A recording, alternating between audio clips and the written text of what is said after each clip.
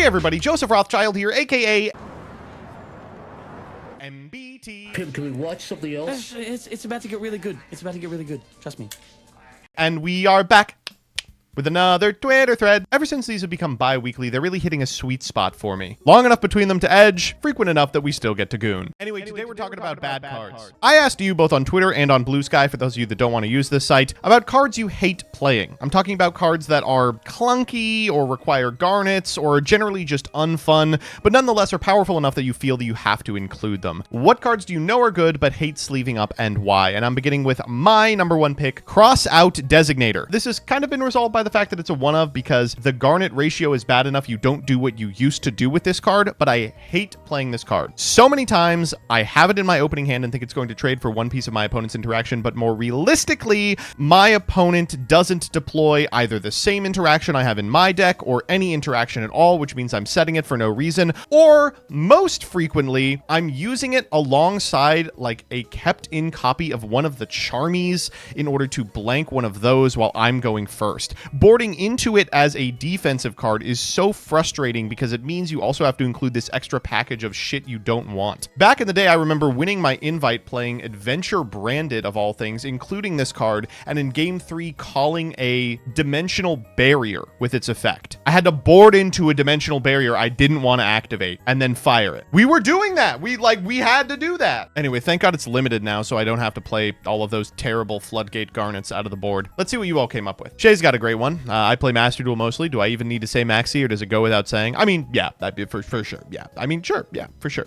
Peeps has a really interesting one. It says, I hate this card, Ash Blossom. I hate it so much. So many games this card feels like nothing, a 1-for-1 hand trap that hits every deck, but so often fails to do anything meaningful. With choke points being less defined, it feels worse with every set release. Could not agree more. Ash Blossom and Joyous Spring had its time in the sun. The important part of this card is that it hits everything a little, but these days, doing a little doesn't mean anything. Every single one of the top decks, I'm talking Mitsurugi, Ryziel Mitsurugi, and of course Malice can play through this like it's nothing, slicing through Ash Blossom like butter. You get told in these where to hand trap guides that, oh, you can just Ash Blossom the Duo Drive and then you'll be able to walk with it, but any self-respecting duelist is already utilizing Star Ryziel to get Cross onto the field before they make Duo Drive so that it never has to worry about anything, Nibiru, Droll, or Ash Blossom. So, you would think, why are you mad about this? It's a card whose time has come and gone and can now be safely shaved from lists. No! It can't! Because it's currently one of the only ways you can interact with the fucking 9 Mole Charmies that people are permitted to play, especially post-board. So even if you think this card does negligent stuff, you have to play it to Called by the Grave the better hand traps in the format! I don't know, man.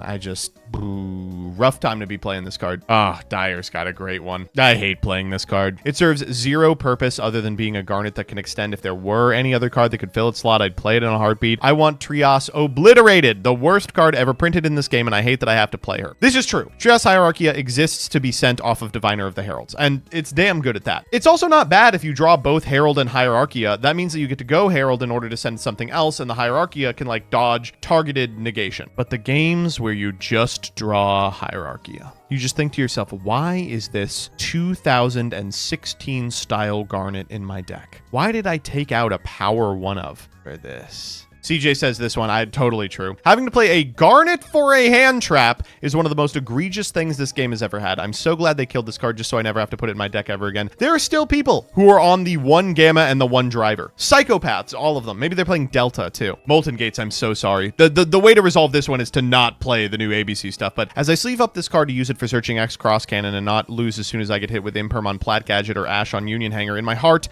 I know that instead of drawing it, I'm going to draw that vanilla the card wants to send. This is a card that adds X Cross Cannon from your deck to your hand, and it does so by sending an X Head Cannon you have to put into your deck from your deck to the graveyard. This card is so bad that the Konami combo for the new ABC stuff used it in a way that was illegal. Like, they uploaded a combo video for the new ABC stuff, and they were like, with Union activation, you should send C in order to get X Cross Cannon. They just assumed they wouldn't print a card this bad. You can just activate this card and send to the graveyard that Zillion tank to add to your hand via X Cross Cannon. Spence has a Master Duel Duel specific one. Master Duel only, but I hate playing Harpy's Feather Duster. Because it's best of one, I used to lose often enough to back row decks that I feel obligated to put this in my main, but when the matchup isn't a back row deck, it feels so bad to draw. This is why side decks exist, people. This is more a frustration with Master Duel than a specific answer to this prompt, but I think it's also not bad. It is so frustrating to feel like, well, I can take actions in order to reduce my loss rate versus these trap decks, and then you just draw HFD against monster combo 4 times in a row and want to die. I cannot stress how often I open this. Realistically, you don't have to play it, but in theory, it's so good in White Forest Fiendsmith because of Diabellstar and the White Forest guys that send spell traps. The only issue is I draw it more than I'll set. Okay, this is true in every Fiendsmith deck. This is doubly true for Fiendsmith because Fiendsmith already has a bunch of soft garnets. It's got Lurie, it's got Lacrima, but this is the one that I seem to open more than any of those. Worst case scenario, you can tracked pitch Lurie, add a different card. You can normal summon the Lacrima. This, what are you going to do with it? Triple Tactics Thrust has got to be one of the most frustrating cards to play, period. Like Crossout Designator, you keep it in your hand with the understanding your opponent's going to interrupt you on your turn, and you'll be able to blow them out with a powerful trap that you search off of Thrust and set on your first turn. But most of the time, your opponent just doesn't interact with you, or they imperm you, or they impulse you, or they fucking droll and lock you and you can't get to something that wins you the game off of Thrust. I don't know, man. It's such an irritating card to have to play with. These days, this card is used for functionally just one thing, and that's playing Ryzeal and setting a copy of Harpy's Featherstorm before you make a Castel and hope that your opponent doesn't have anything to do on your next turn. Annoying ass card. This is a good answer for old formats. For me, it has to be Thundra. Every time I draw it to be discard fodder, I never draw the fucking discard cards, and it just sits in my hand staring at me for 10 turns. This is a fun, like, push-pull in GOAT format, where you, like, play the Thunder Dragons in order to pitch off of, like, Raigeki Break, and then you just don't draw the Raigeki Break, so your opponent's kind of sweating. They're like, oh my god, my opponent has 5 cards in hand. No, wait, half of them are nothing. This guy's just perpetually on fraud watch, and the unfortunate truth of the matter is that he has defeated the fraud allegations time and time again. The games in which summoning this is not only possible, but also the optimal line that at the very least keeps you in it are once in the bluest of moons, yet it still feels worth to dedicate one of your 15 to Superstar Slayer ty-phon Sky Crisis. There's a meme in the Master Duel community that this card just loses you the game on the spot, and it's not hard to see why. So often this card is summoned and then a scoop comes out immediately, but the truth of the matter is, it is super important to play this card if you have the space and the availability and aren't locked. It does come up, and a lot of the time it comes up in a way that is game winning, especially if you're playing a deck that doesn't make a lot of monsters. But man, sometimes I'm just thumbing through my extra deck and I'm like, this could have been an SP. This could have been a fucking Nightmare Phoenix. As someone who loves White Forest, I do find myself really upset. Why are all the White Forest players out tonight? Do feel really upset. The best way we have to deal with Droll, which would kill your turns, is to run 3 Sales Ban main. This is becoming a tech in a lot of decks that have a problem with Droll, which it seems like everyone kind of does this format. Boy, oh boy, is this the worst cross-out cosplayer I've ever seen in my entire life. Declare a card name for the rest of this turn. Your opponent can't activate cards with the effects of cards with the same original name as that declared card. You just have to guess they have Droll. You're allowed to play a card this bad because you have so many one-card combos that win you the game on the spot that you have to. The White Woman herself. Not that I hate playing her, but the fact that most of my decks have minimal ways to deal with the occasional towers I run into at a local level. I sleeve one when I know it should be something more useful instead. This is one of those cards that never comes up, and then when it comes up, you go, thank God I'm playing it. I have long since cut it from pretty much everything that I'm playing, and I know I am due to get punished for it. Dustin's got a good one. It's a 1 in both territories, but reworking my K9 VS list just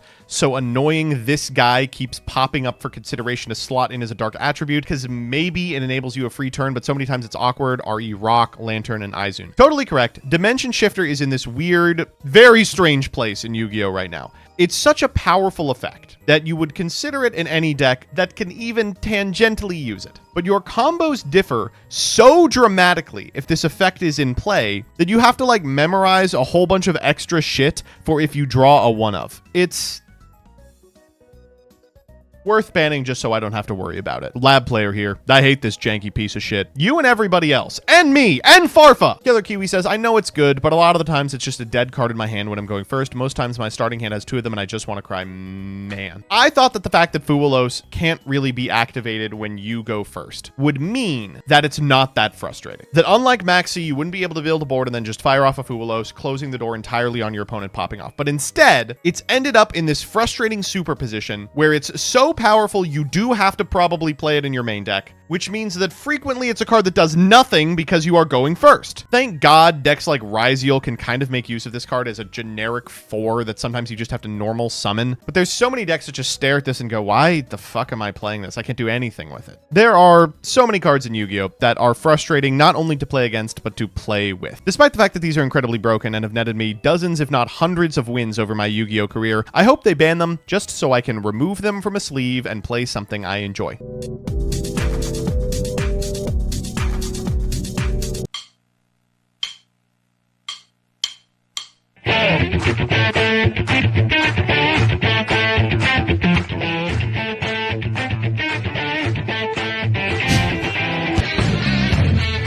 That's true!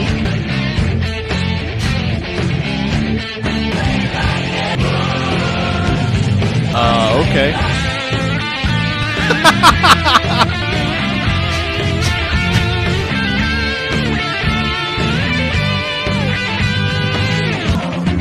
Okay.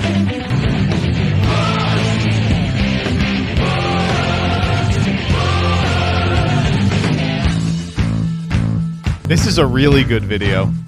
Thanks for watching. Bye. Bye. Wow, that was really good. Thank you.